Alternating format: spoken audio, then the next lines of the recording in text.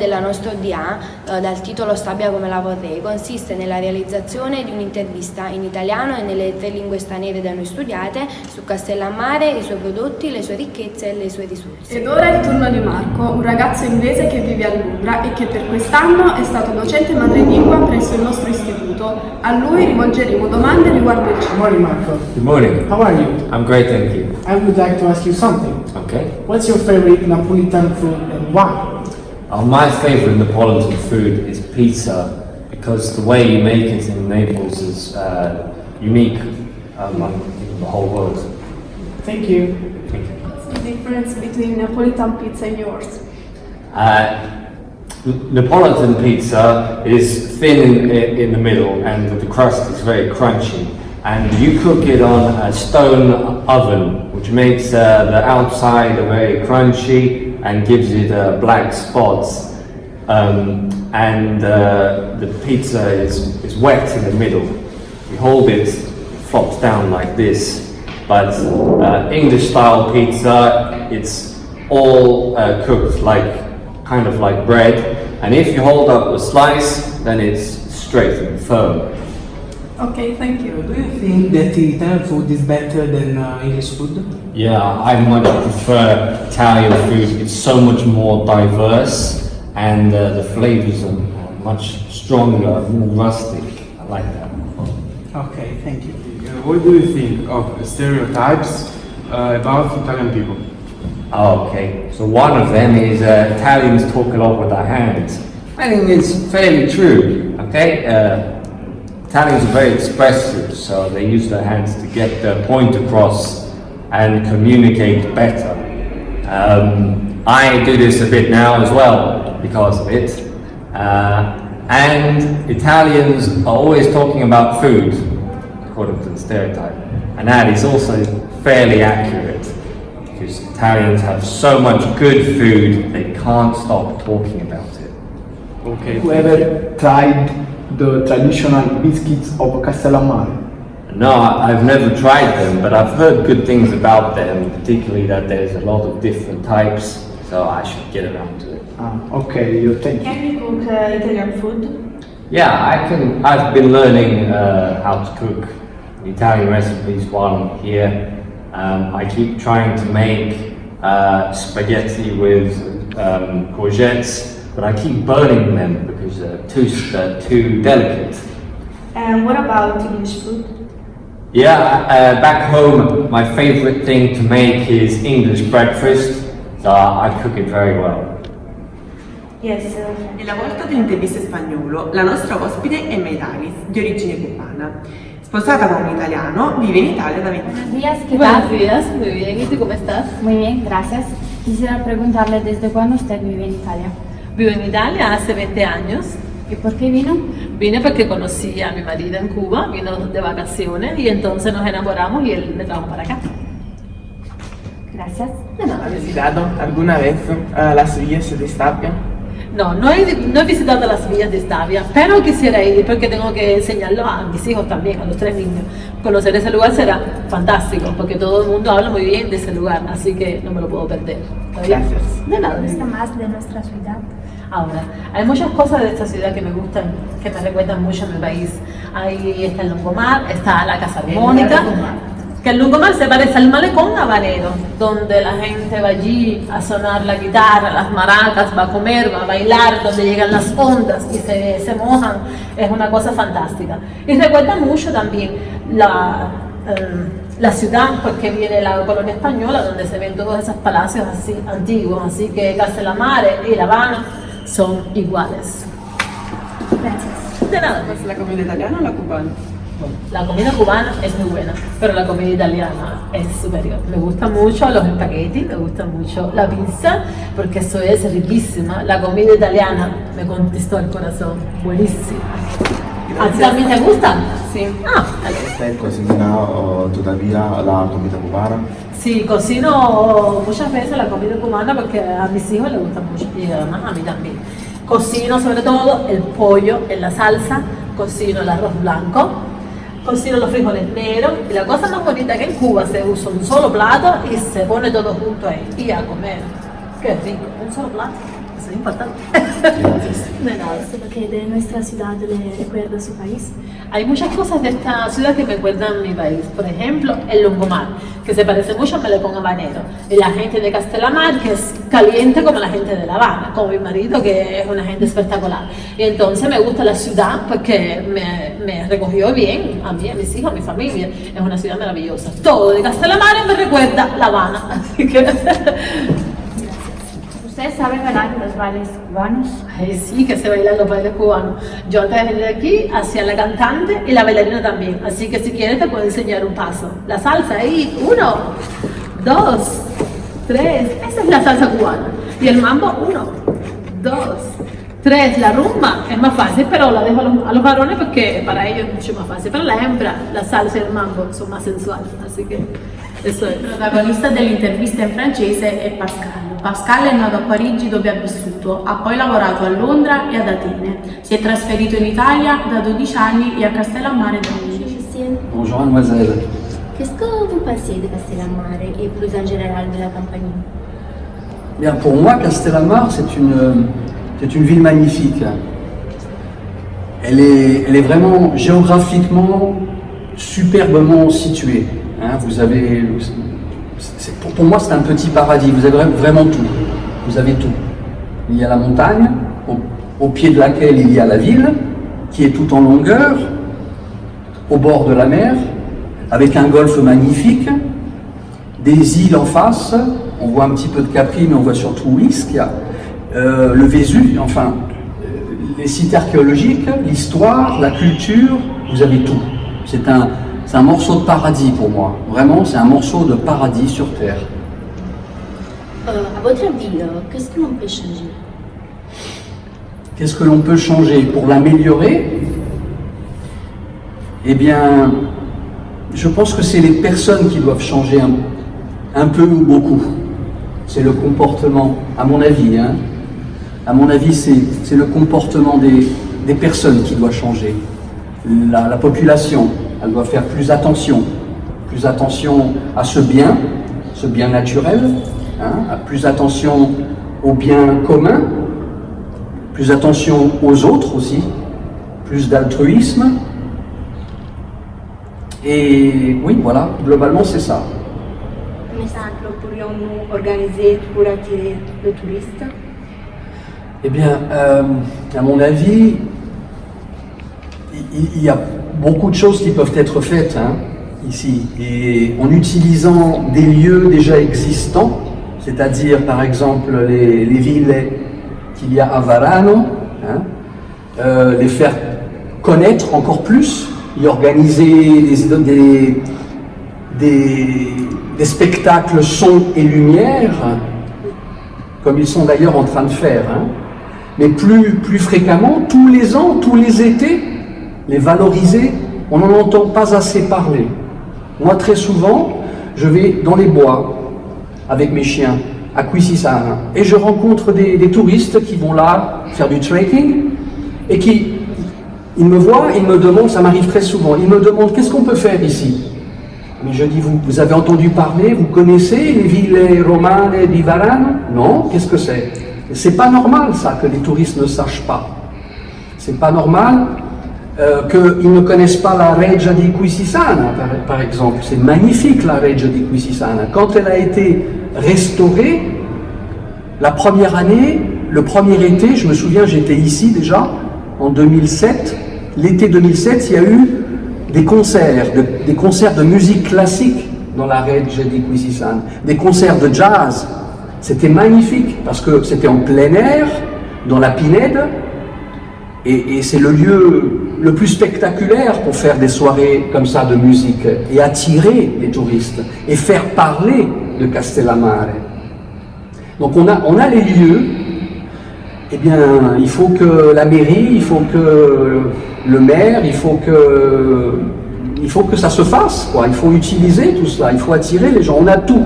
Moi, je dis toujours, Castellammare a tellement de possibilités que si tout fonctionnait, la côte sorrentina, elle fermerait, chiuderebbe, si je peux me permettre de le dire en italien, parce que vous avez tout ici. Et tout ce que vous avez, les autres, ils ne l'ont pas. Merci. Voilà. Nous avons 27 types d'eau. Mhm. Quand les thermes étaient ouvertes, vous avez jamais bu une de ces eaux. Alors, je vais répondre à l'envers. Oui, j'ai bu. Je vais répondre à la deuxième, à la question en fait, hein, et après à l'affirmation. Bien sûr que j'ai bu les eaux. Et je te dirai de plus. Moi, je viens ici en vacances. Avant de venir vivre ici, je venais en vacances ici quand j'étais enfant, adolescent, régulièrement, tous les 2 ans, 3 ans, ou même 4 ans. Et donc, j'allais souvent. Mon papa m'emmenait dans les thermes anciennes et aussi les thermes nouvelles. Et donc j'allais essayer toutes les eaux comme ça. Je connais toutes les eaux qui malheureusement ne sont plus accessibles. Et je continue maintenant. Depuis 2 ans, on n'achète plus de bouteilles en plastique à la maison. Premièrement, et surtout pour éviter la consommation de plastique. On a aboli le plastique. J'ai des bouteilles en plastique, d'accord? Mais je vais tous les 15 jours à l'Acqua della Madonna avec mon jerrycan de 30 litres et je remplis mon jerrycan. Et à la maison, je transvase dans les bouteilles. Comme ça, on ne consomme pas autant de bouteilles de plastique tous les jours. Et aussi, on a une eau gratuite, hein, parce que c'est un bien public, c'est à nous, c'est à vous, c'est à nous tous. Et pour répondre en quelque sorte à ton affirmation, nous avons 27 types d'eau, mais ça fait partie des richesses, mais vraiment richesses, de cette ville, de cette région, de cet endroit. Je ne sais pas si vous vous rendez compte, hein, mais il n'y a nulle part au monde où il y a 27 types d'eau. Hein? Il y a San Pellegrino, une. Il y a Fuji, une. Il y a Vittel en France, une. Evian, une. Vichy, une.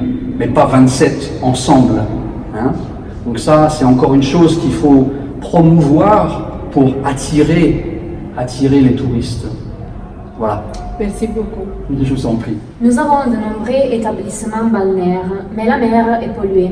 Qu'est-ce que nous pouvons faire, à votre avis, pour améliorer ces services?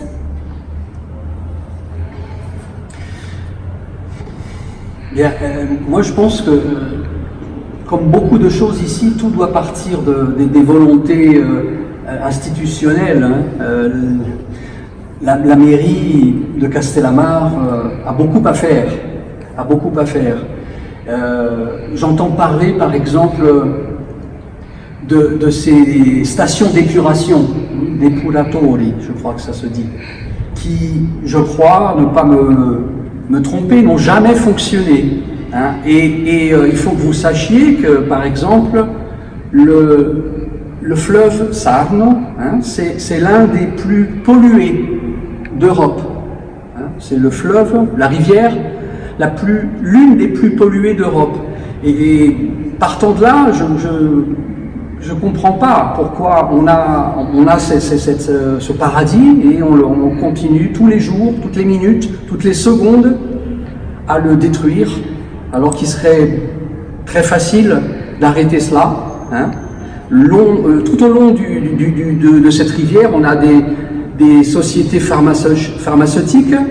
On a toutes les terres où l'on cultive des tomates avec les insecticides, des pesticides qui vont finir dans la rivière.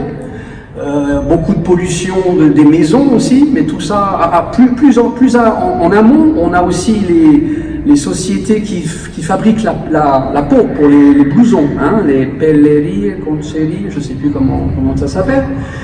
Et tous ces gens-là, toutes ces sociétés déversent dans cette rivière. Hein. Donc c'est une des choses qu'il faut absolument arrêter. C'est pas possible qu'en 2019, on ait une rivière comme ça qui débouche librement dans la mer. C'est pas possible. Merci, monsieur. Je vous en prie. Combien de temps vous habitez dans notre ville? Cela fait 12 ans que je vis ici, à Castellammare, ou plus précisément en Italie, parce que j'ai aussi vécu 1 an à Florence. Donc 11 ans à Castellammare. Vous habitiez où avant? J'habitais à Paris, où je suis né et j'ai vécu presque toute ma vie à Paris. Est-ce que Paris vous manque de temps en temps? Paris me manque de temps en temps, oui, pour diverses choses. Pas dans sa globalité, mais j'aime y retourner de temps en temps pour certaines choses en particulier, mais je ne retournerai pas y vivre. Ça va, merci monsieur. Est-ce que vous aimez le plat typique de notre région? Énormément, oui. J'adore la cuisine de la campagne. Vraiment, c'est une cuisine très riche dans le sens la quantité de plats, la quantité le choix qu'il y a. Et en même temps, c'est une cuisine qui met en valeur les produits. C'est-à-dire que vous avez une façon de cuisiner qui laisse la place complète aux saveurs du produit. Vous cuisinez d'une manière très simple par rapport à la France. Bon, il y a aussi des plats qui sont plus élaborés, mais je trouve que les saveurs ici sont beaucoup plus intenses qu'ailleurs. J'aime beaucoup la cuisine de la campagne en particulier. Voilà. Merci. Je vous en prie. Maria risponde alle domande sulla nostra città mettendo in risalto le varie sfaccettature come lo sport, l'arte e il cibo. Buongiorno, benvenuta nel nostro istituto. Grazie. La nostra prima domanda è: cosa pensi della situazione in cui attualmente verte Castellammare di Stabia e in particolare della chiusura delle terme? Allora, partiamo subito dalla seconda parte della domanda, le terme. Non so se sapete, le terme sono state candidate a diventare un patrimonio dell'UNESCO. Quindi noi abbiamo un tesoro davvero grandissimo, che potrebbe diventare un tesoro patrimonio dell'umanità, quindi del mondo, ed è davvero brutto che siano chiuse. Io spero che nel più breve tempo possibile possano essere riaperte, perché quello potrebbe essere davvero un punto centrale per il rifiorire del turismo a Castellammare. Castellammare attualmente sta molto migliorando, molto in termini estetici, il rifacimento della villa, la messa in sicurezza con l'installazione delle telecamere, questo sta attirando molti turisti. E anche l'apertura di tutti questi ristoranti e esercizi commerciali, quindi spero davvero che le terme, quelle vecchie, dove ci sono tutte queste fontane, queste acque particolari, ma anche quelle nuove dove ci sono le cure termali, possano riaprire al più breve ed essere disponibili per tutti, prima per noi di Castellammare e poi per tutti i turisti. Okay. Cosa pensi della recente promozione in Serie B della Juve Stabia? Sono contentissima, io sono una grande tifosa della Juve Stabia, vengo da una famiglia di tifosi, papà, mio nonno, mio marito, tutti tifosi. Ogni anno faccio l'abbonamento e abbiamo sempre il nostro angolino, a volte abbiamo fatto in curva, a volte in tribuna scoperta. Finalmente quest'anno abbiamo fatto un campionato ai vertici e finalmente abbiamo raggiunto il posto dove volevamo stare, la Serie B per ora. Mi interesso molto anche delle interviste che si fanno post partita di tutto il calciomercato e spesso mi vengono chieste anche delle opinioni o di scrivere qualche articolo come tifosa femminile per la rubrica La Vespa Rosa. Grazie. Hai mai visitato Villa San Marco e Villa Arianna? Se sì, cosa ne pensi? Sì, le ho visitate molti anni fa e mi ricordo che ero stata colpita dal fatto che queste ville erano le dimore dei ricchi. Quindi Castellammare di Stabia veniva scelta come luogo d'élite per trascorrere il tempo. Mi piacerebbe ritornarci, magari sfruttando quelle serate dove aprono i siti archeologici al pubblico, perché sicuramente visitare queste ville di notte deve essere molto suggestivo. D'accordo, grazie. Sì, mi piace molto cucinare, soprattutto mi ci dedico nel tempo libero, quando non lavoro. Nella vita quotidiana però cerco sempre di preparare piatti dietetici e leggeri. Inoltre, conosci qualche prodotto tipico di Castellammare di Stabia? Sì, certo. Conosco molti prodotti tipici di Castellammare, a partire ad esempio dal biscotto di Castellammare, abbiamo la caponata, quella che gustiamo in estate, e in particolare io ho fatto una ricerca su tutti i prodotti di Castellammare perché ho curato la realizzazione di un calendario per l'associazione di cui sono vicepresidente, Stabbiamore. Vi mostro il calendario. In questo calendario il tema è proprio i prodotti tipici di Castellammare. Ci tenevo a farvi vedere che ho inserito il carciofo di schito, che è un presidio DOP, quindi è un prodotto di origine protetta. Questo vuol dire che il carciofo di schito si produce solamente in queste zone, con queste condizioni del terreno, del clima, quindi abbiamo ancora un'altra varietà di alimenti che sono unici e tipici di Castellammare. Grazie mille. Cosa ti auguri per il futuro della nostra città, dato che oltre ad essere la vicepresidente di un'associazione impegnata nel sociale, sei anche una mamma? Io mi auguro che Castellammare possa crescere culturalmente, perché elevare il livello culturale può creare un'identità collettiva, può creare un'etica, un senso di appartenenza. Probabilmente molti dei problemi che ci sono a Castellammare potrebbero essere risolti partendo da questa base, e quindi mi rivolgo proprio a voi ragazzi, quindi alla vostra generazione, a quelle future, fino ad arrivare alla generazione di mio figlio che ha 15 mesi. Imparate sempre, abbiate sempre sete di imparare, di cultura, e andate ad esplorare il mondo, guardate nuove realtà. Conoscete mondi diversi, solo così potrete avere un paragone, potrete vedere con occhio critico Castellammare, valutare quali sono i problemi, però guardatela sempre in maniera anche positiva, portate soluzioni, perché i problemi ci sono e sono alla luce del giorno e all'occhio di tutti, ma quello che manca sono le soluzioni e voi davvero potrete trovarle, me lo auguro. Ok, grazie.